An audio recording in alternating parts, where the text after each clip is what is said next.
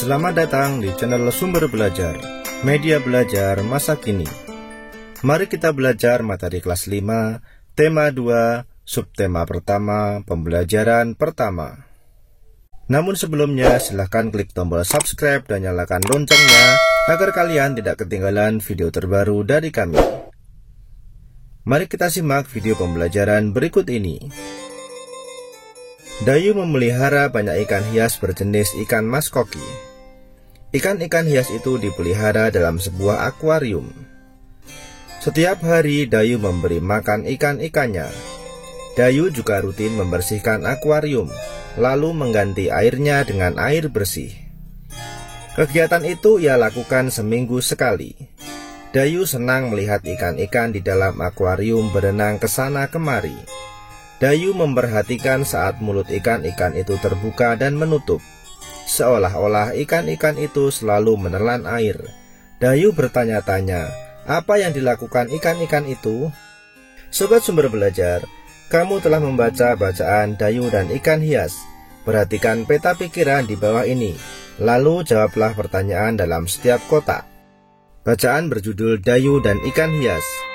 Kemudian mari kita jawab pertanyaan satu persatu.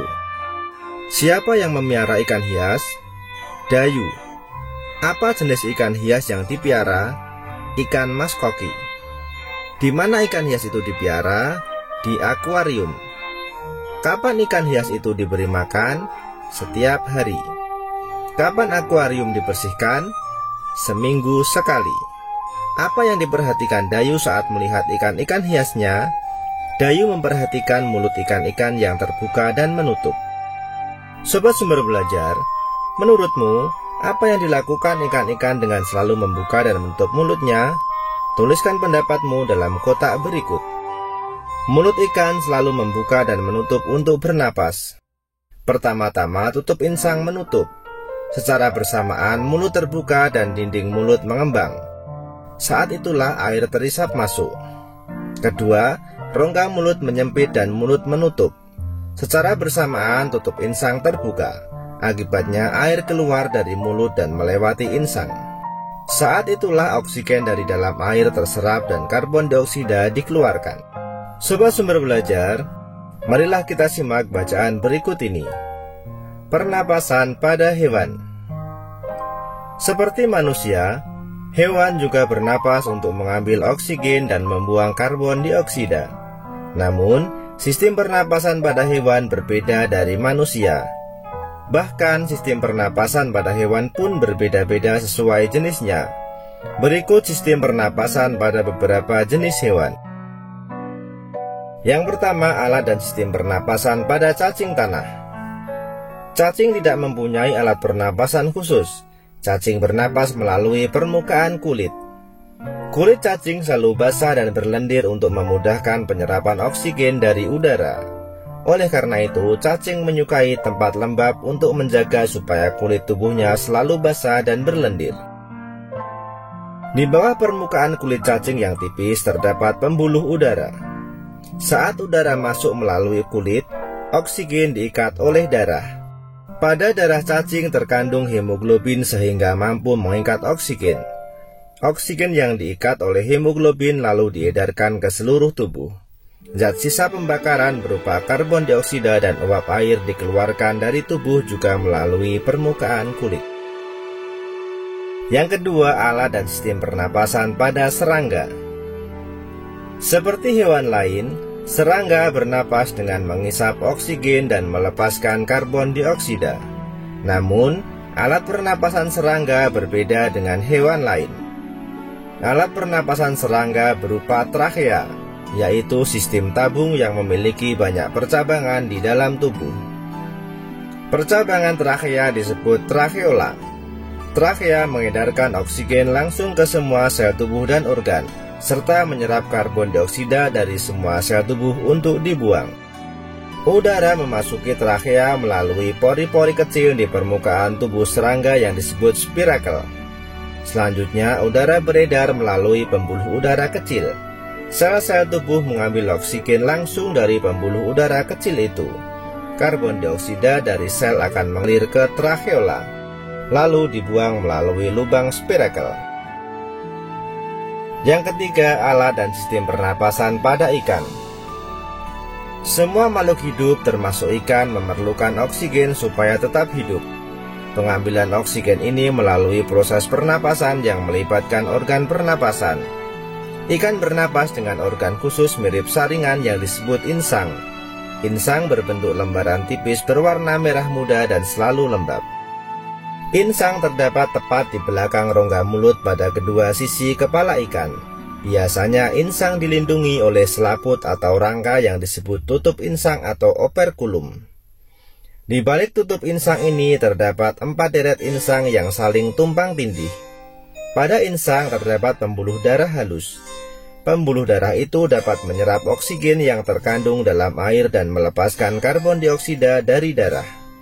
Insang juga berfungsi sebagai alat pengeluaran garam-garam dan sebagai penyaring makanan.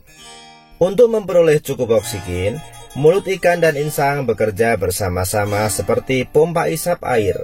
Pertama-tama tutup insang menutup. Secara bersamaan mulut terbuka dan dinding mulut mengembang. Saat itulah air terisap masuk. Kedua, rongga mulut menyempit dan mulut menutup. Secara bersamaan tutup insang terbuka. Akibatnya air keluar dari mulut dan melewati insang. Saat itulah oksigen dari dalam air terserap dan karbon dioksida dikeluarkan. Pada gambar kiri di atas ditunjukkan saat pernapasan dimulai.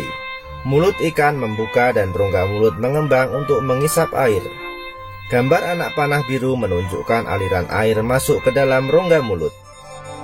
Gambar sebelah kanan menunjukkan saat berikutnya mulut ikan menutup dan tutup insang membuka. Gerakan mulut ikan dan tutup insang itu secara bersamaan memompa air keluar dari rongga insang. Anak panah biru menunjukkan aliran air keluar melalui insang. Yang keempat, alat dan sistem pernapasan pada hewan amfibi. Katak termasuk hewan amfibi, yaitu hewan yang hidup di darat dan di air. Saat masih berupa kecebong, katak hidup di dalam air dan bernapas menggunakan insang. Insang kecebong terletak di luar tubuhnya dan terdiri atas lembaran-lembaran kulit halus mengandung kapiler darah. Setelah berumur 9 hari, kecebong bernapas menggunakan insang dalam.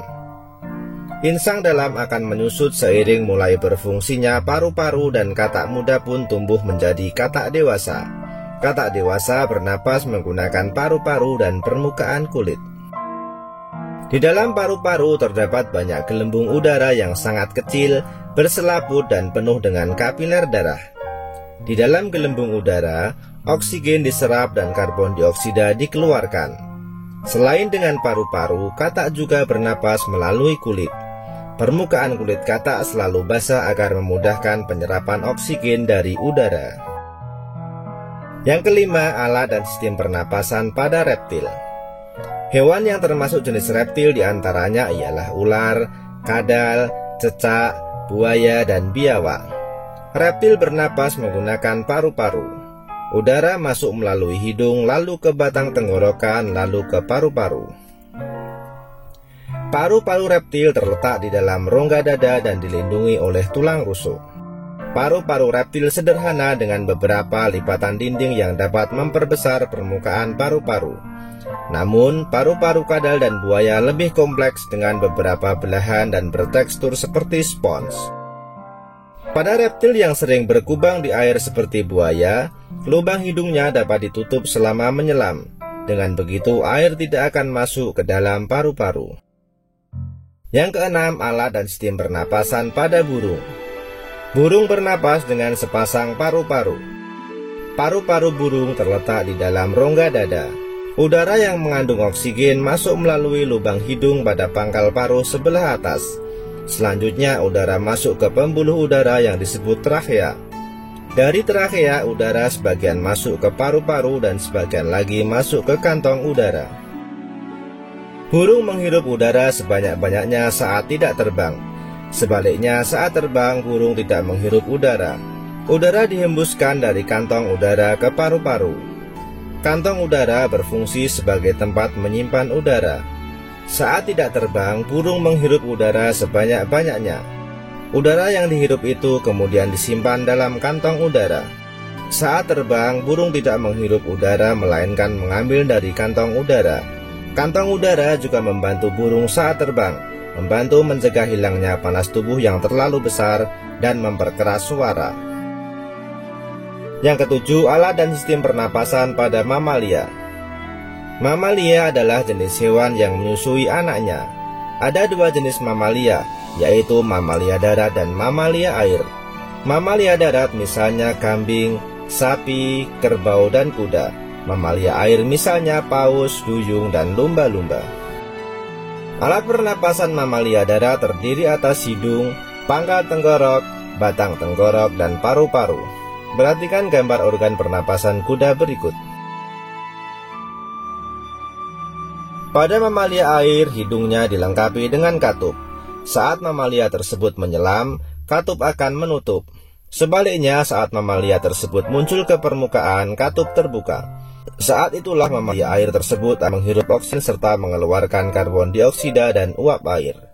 Sobat Sumber Belajar, demikian penjelasan dari kami. Jangan lupa like, share, and subscribe channel Sumber Belajar. Terima kasih.